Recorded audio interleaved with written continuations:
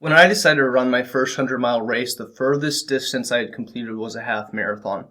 And I was definitely, I was definitely like being unreasonable. And I'm okay with that sometimes. I think being unreasonable is important for achieving goals or just creating ideas that when you accomplish them, it's worthwhile and is good for your confidence. But I was definitely jumping pretty far. And so when I started looking at training blocks and like schedules on a rough idea of a plan, I was seeing that I had to start running these like 20-mile long runs soon. And that seemed like such a big jump. Not even just 20-mile long runs, but like a 20-mile long run and then a 13-mile long run the next day. These back-to-back long runs.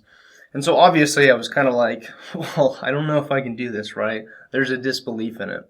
And fair enough, right? I had never done it before, so how am I supposed to believe that I can't if I haven't, right? There was hope, there was an inkling of like, I might be able to do this, a little bit of belief, but not like full belief and confidence, right? And so when it comes to getting into a longer distance than what you're used to, or maybe even you've never run at all and you want to do a 5K for Thanksgiving with your family or whatever, this is one thing that I think has helped me a lot and would help you create that belief, because ultimately that's what we're working on here. There's this insecurity of lack of belief that I can do X, increase my distance or do a 50 miler or hit a PR. There's a lack of belief, so we need to find how to best set ourselves up to accomplish that, to create belief, because that's what I believe creates belief, is not just affirmations in the mirror of I'm amazing, I can do this, right? I think it's more of actually doing it, because competence breeds confidence. Maybe you've heard that before. It's one of my favorite phrases, is competence breeds confidence. And confidence in my mind is belief. I think they're pretty close to each other. It's almost a synonym, right? And so one of the best things you can do if you're starting to work on increasing your distance PR or running a longer race, I think one of the best things you can do is remove the idea of pace and go on your longest run yet, forgetting about the pace. So when I started running these long distances on the weekend, I was not fit to run 9-minute mile averages for 20 miles. I had only ran 13 miles. That's the furthest I had gone. So what I did is I ran until I was pretty tired. I couldn't run like that much, or just too difficult and painful, and I would just walk the rest of the run. One of the first long runs I did, it was like 22 miles.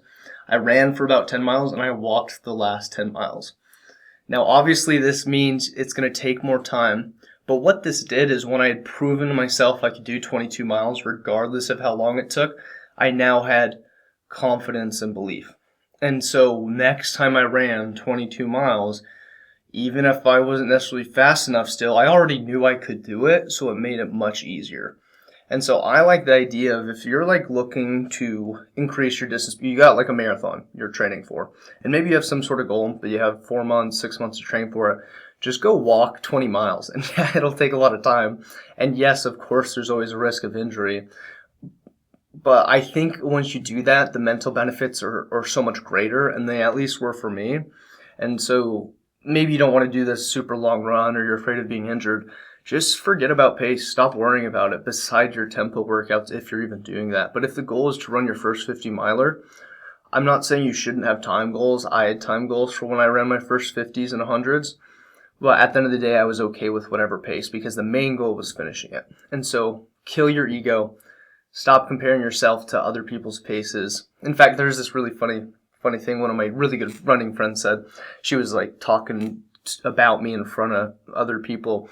And she was like, yeah, this kid feels no shame in posting 12-minute mile, 5-mile runs. And I was like, yeah, I don't, because I'm okay with slowing down. It's good zone 2 base training.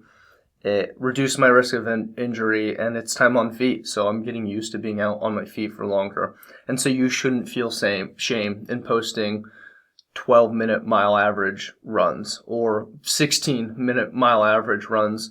And you shouldn't feel shame or feel bad about that, because once you've proven to yourself you can, then next time you have to, or next time you run a run a little bit longer, there's much more confidence and belief in yourself.